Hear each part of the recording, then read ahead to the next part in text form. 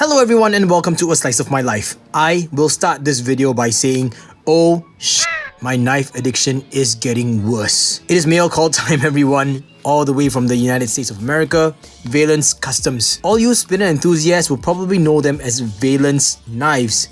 Valence Customs, they're the people that are behind the Antimatter Spinner. Antimatter Spinner? Antimatter? You guys know what I'm talking about. I'll put a picture here. It is a really beautiful looking spinner. Very precise machining. But because of the word knives in the company name and the fact that I've been getting deeper and deeper into this whole knife thing, I came across the Sigma and the Gamma knife by Valence Knives, and I gotta tell you guys, the Sigma is way beyond my budget, but it's really beautiful. But because there is a production / Midtech offering by Valence Knives in a very beautiful design called the Gamma, I caved, and here it is guys. That is what this mail call is all about. Shipping is a little bit expensive because I requested for express shipping.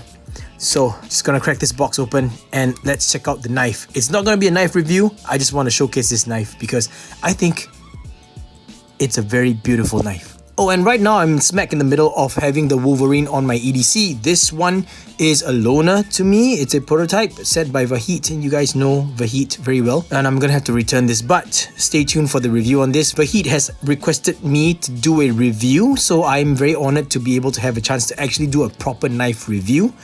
Thanks Vahit for the opportunity, but stay tuned for that. Wow, I gotta say, very beautiful box and very well packaged as well. This thing was super secure inside the USPS box. Kudos to Valence Knives for that. It's rare to find people who are so meticulous about packing your item and shipping them out, especially shipping them out overseas, especially via USPS, because we all know USPS sometimes handles stuff pretty badly. Got the website here.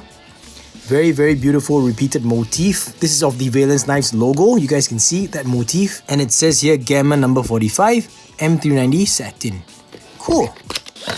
Okay, so in that box are two items, and this is a metal. Oh wow, this is cool. This is a metal COA. Oh, I could see some of that paint marker getting stuck to the plastic in there. This is a very beautiful COA, possibly the nicest COA I've ever come across so far. This thing is solid metal. I don't know what material this is, but it's got a very beautiful gold sheen with black printing on it. And on this side, you can still see that embossed black. Wow, that's really nice. With the Valence Customs logo. COA Gamma number 45, M390 satin, signed by, I believe it's Ilya's surname, because Ilya is the man behind Valence Customs. I'm not sure if it's a one-man show or if it's run by a team, but kudos to you. And we have this knife pouch. So, moment of truth. Whoa, okay. Wow, okay, second wave. This is more beautiful than I expected, and this is way larger than I expected as well. Look at that. Look at how beautiful that is. Wow, this purple is nice. Okay, I'm digging this purple a lot. So yes everyone, I purchased this from the Valence Knives website, and I chose to go for a purple anodized titanium handle. And you could see on the lock side, it's got this very beautiful cutout. There was an option for me to have this side milled out as well, some skeletonization done to this, but I chose not to because after I saw this textured milling, I had an idea that I wanted to try out. But I gotta say man, backspacer is like, it looks raw, machined, maybe very slightly tumbled, but then all these accents match with the pivot screws, the clip as well, and the backspacer. Now let's check out the action and see the blade itself. Oh wow, okay, that was very satisfying. So I went for a satin finish blade, and you can see how beautifully it's been done. But this is one of the biggest reasons why I was so drawn to this knife. I mean, the whole thing in its entirety is just very visually appealing to me. It's got the right kind of angles, the kind of geometry that I like. And so before this, I thought that I was really in love with cleaver style knives. And after that, I fell in love with harpoon style blades. And now I realize, because this clearly is a tanto shaped blade, but it has a harpoon style swedge up here, then I realized that it's not about what kind of shape the knife or the blade part of the knife is. It's how it looks like in entirety. So this just, the whole thing just fits really, really well. Man, I gotta say, really, really well done. Oh, look at the jimping. Oh, this actually is kind of sharp. This is really sharp. Okay, this one possibly might rip pockets, but you know, I could soften it up easy. Lockup is good. Lock bar, oh, it's pretty okay. And oh, what? That drop shut. Oh goodness, that. Wow. Okay, just listen to that. What kind of a sound is that? That beautiful click. Wow. How is that? What? What's making that sound? It's just the detent? Wow, the detent is making that beautiful clicking sound. What? This is crazy. Okay, so my first impressions of this out of the box is that it's really, really large. It's much larger than I expected, possibly my biggest knife so far that I own. But the action on this is crazy. How smooth. And that closing. Oh.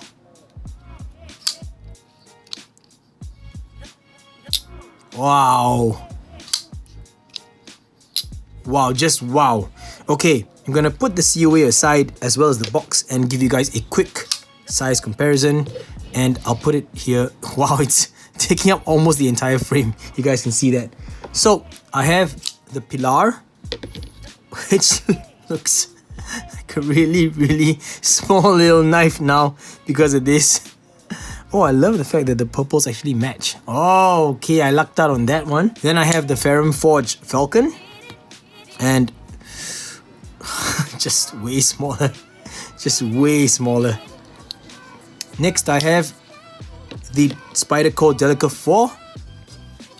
Still a lot smaller.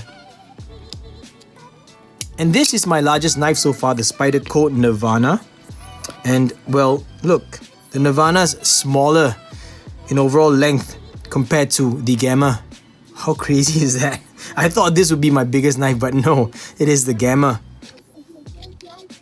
And because I have it with me, this is a size comparison against a Wolverine, or with a Wolverine I should say. This is a huge, huge knife, and it's such a beast. Now I'm going to share with you guys the specs of this knife so I can get it out of the way. It is a 4-inch length blade, so this is not going to be an option for a lot of people out there because, you know, it's a pretty long blade length. Made of M390 steel.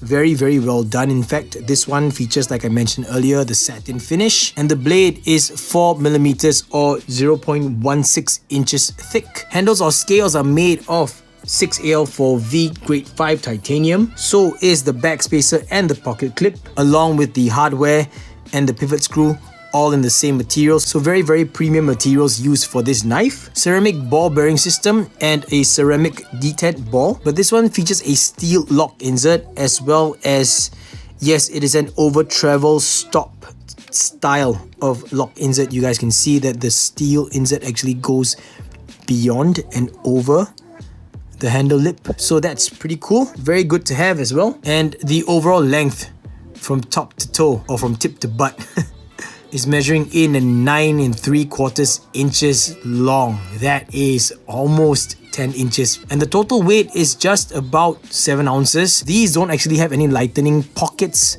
milled out. So yeah, I just wanted to showcase this knife to you guys. This is actually manufactured by KNIFELIFE. Very, very good machining by KNIFELIFE, I must say. Yeah, I totally forgot that the Ferrum Forge Falcon was actually manufactured by KNIFELIFE, and of course the Primordial. And yes, this knife is manufactured by KNIFELIFE, so yes, definitely top-notch machining. And the reason why it's a Midtech is because all these customizations here is all done by Valence Knives.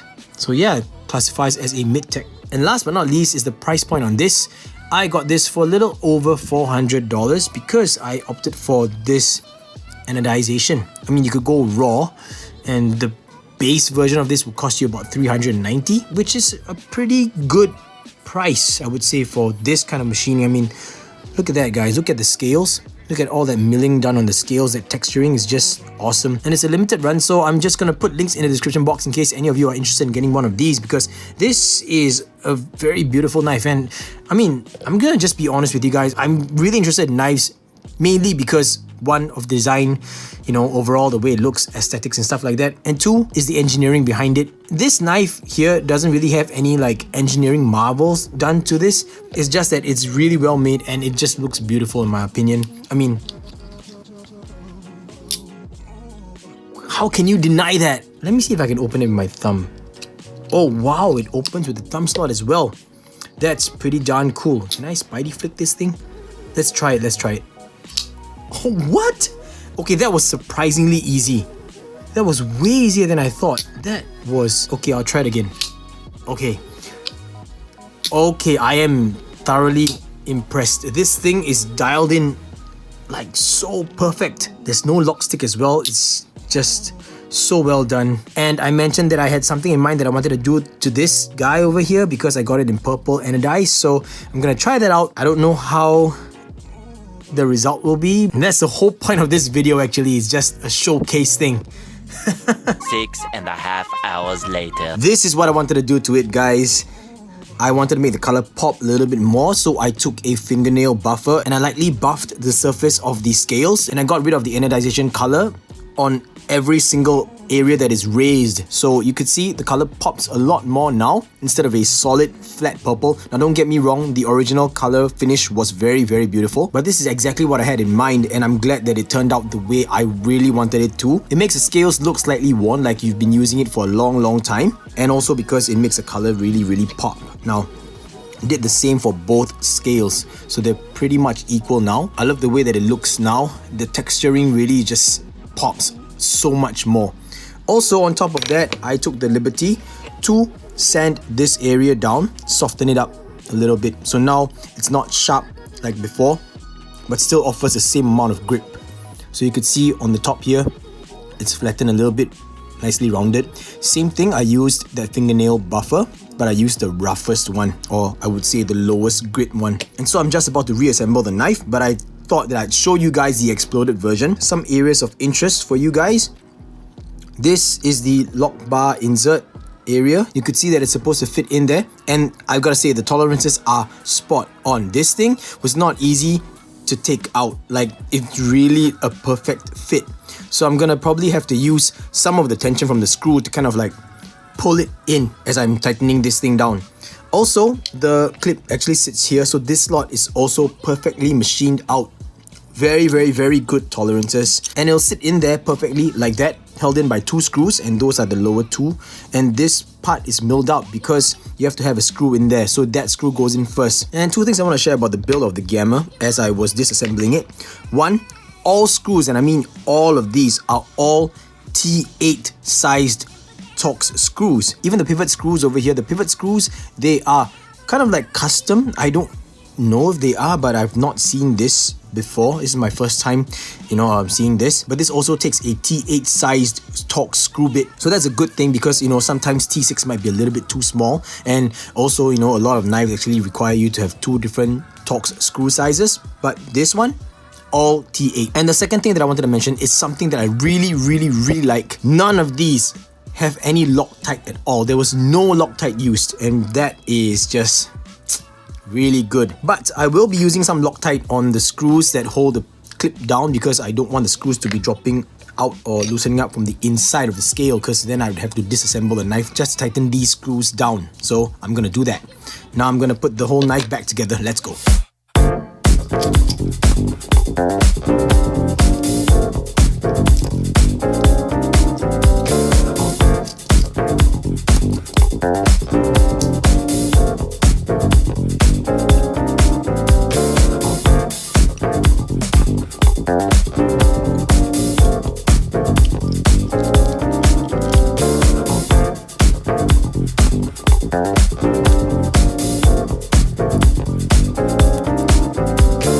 And it looks like I'm done. And if you guys realized I'm using nano oil now, I think prior to this was some kind of a thinner, more viscous sort of lubricant that Valence Knives used. I was tempted to use Blue Lube by Benchmade, but you know, since it's a ball bearing system, I went with nano oil instead. And for me personally, I'm using 85W. I've heard that 10 works very well.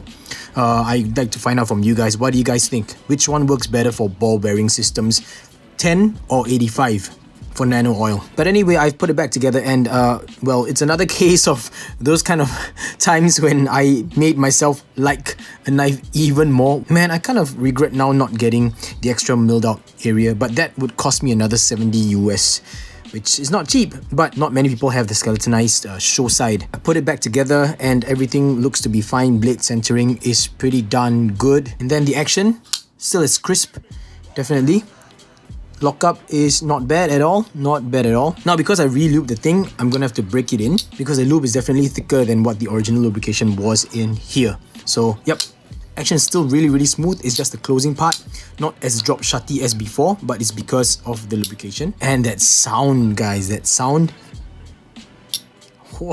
And then of course, this area now is a lot more comfortable. Still able to deploy it with the flipper tab. Also still able to deploy it with the Spidey flick style. And also able to deploy with the thumb. Flicking open, but you're gonna have to be careful of the flipper tab. Of course, don't get in the way of the flipper tab when you're using your thumb to open it up. So just like that. Yep. Let's try that again because that felt kind of awkward. So if you can see, I have to get my index finger out of the way, wedge my thumb in there into that slot, the thumb slot, and just flick it up like that. Yep. So I guess with the presence of the flipper tab, deploying the knife with the thumb flick might not be the best option because it's gonna feel kind of awkward, you know, not being able to use your index finger. Even if you put your index finger here, you know, it'll get in the way of the deploying action of the blade. Check it out, like that. See, it'll hit here. So maybe this might not be the best option, but at least it still works. Spidey flick, however, works really well. Really good action. This is really surprising to me. I did not expect this to Spidey flick so easily and so smoothly. That's something cool. And of course, with the flipper tab itself. And also I like the position of the clip because this way you won't have the knife sitting perfectly, I guess 90 degrees downwards to the ground. You'll have it at an angle in your pocket. So it'll lean against your pocket this way, like that. And so because of this area over here, it gets the flipper tab away, so there's no like flipper tab sticking out in your pocket. And that's about it, everyone. Thank you so much for sharing in this slice of my life. This is my Valence Knives Gamma Midtech with a little bit of extra finishing touches to it done by myself. Next thing I'm gonna do is to slap on a lanyard there with a nice little bead, and we are good to go. Once again, if you're interested, guys, I'll put links in the description box down below because this is a limited run. Last I checked, there were only 9 available left on the site because initially there was 10 and then I bought 1 and now the site reflects 9. So not so sure if there will be any more beyond this 10 available, and definitely interested in seeing what other knives or what new designs Valence Knives will come up with in the future. One of the nicer, more memorable unboxing experiences that I've had so far in my journey of this whole YouTube thing. Really well done, especially with the COA like that. Good packing and all that. So yeah, I mean, slightly more expensive knife, $390 for the base model, but with that action itself and that sound when it closes, it's just awesome, guys. Machining on point. And that's about it, everyone. Thank you so much for sharing in this slice of my life. I hope that you enjoyed this video, and I would like to say that I hope that I provided enough information to help you decide whether or not the Gamma knife is a knife for you if you're in the market for a knife like that. It's a really big knife, and well, it's not a review. I just wanted to share this with you guys, just a little bit more information, you know, to add into the YouTube space out there. And I'll catch all of you in the next slice of my life. Till then, everyone, Gaga Boost.